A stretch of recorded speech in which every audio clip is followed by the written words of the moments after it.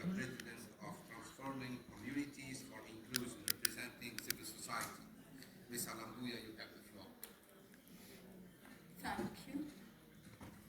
Your Excellencies, distinguished delegates, colleagues from organizations of persons with disabilities, and civil society gathered here today.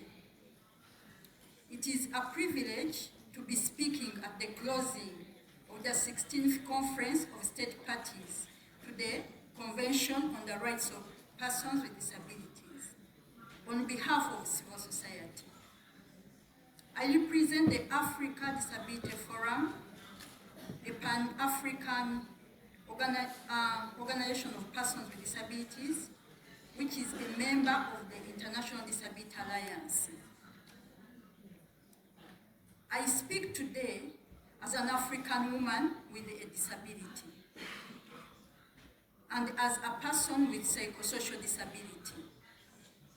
I emphasize different aspects of my identity because all too often in law and in practice, the multiple and intersecting forms of discrimination faced by persons with disabilities are not recognized, and the marginalization remains unaddressed.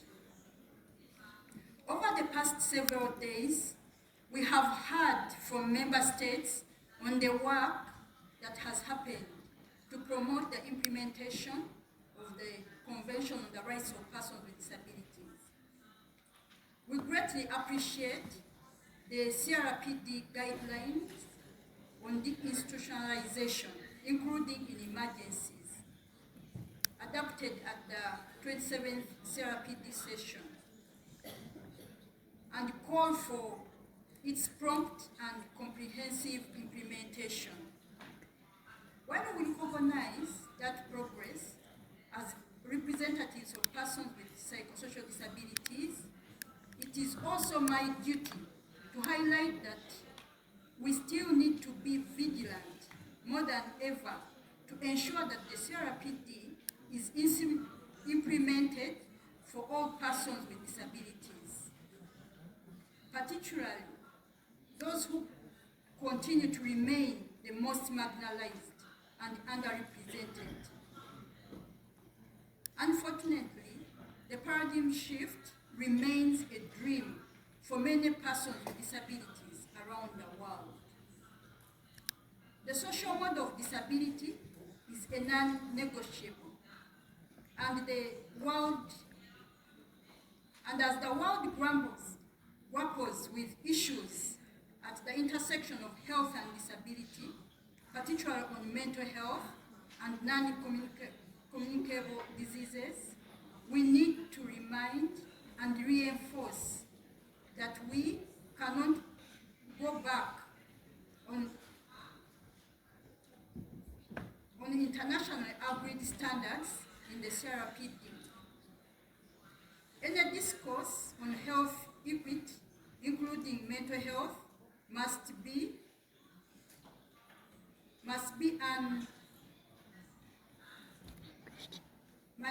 underpinned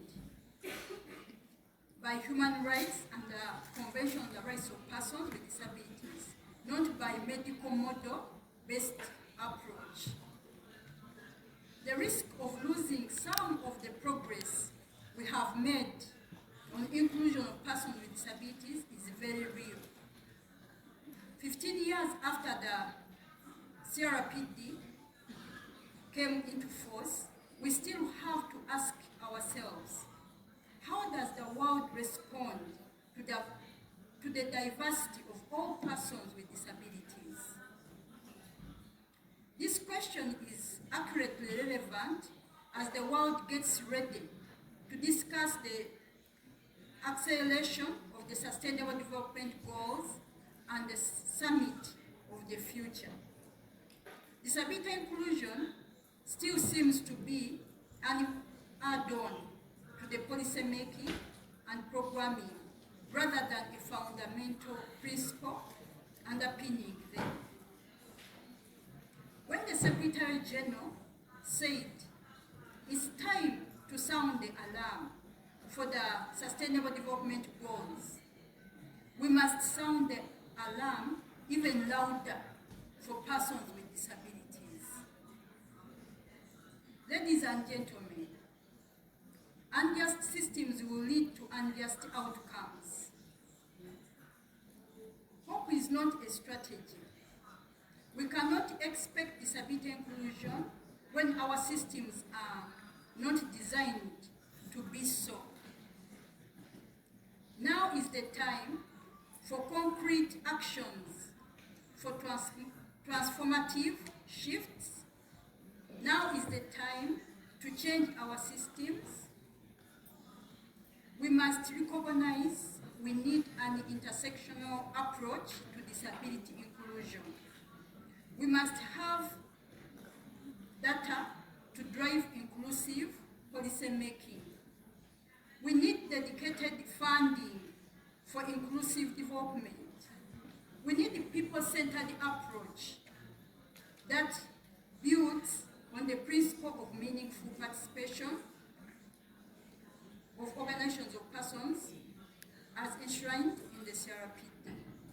Excellencies, as we close the 16th session, we call on member states, multilateral organizations, civil society, organizations of persons with disabilities, and everyone gathered here today. Let us all ask ourselves, what can we do differently to create an accessible and inclusive world?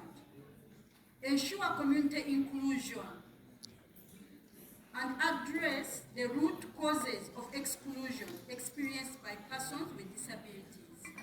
I thank you. Peace and love.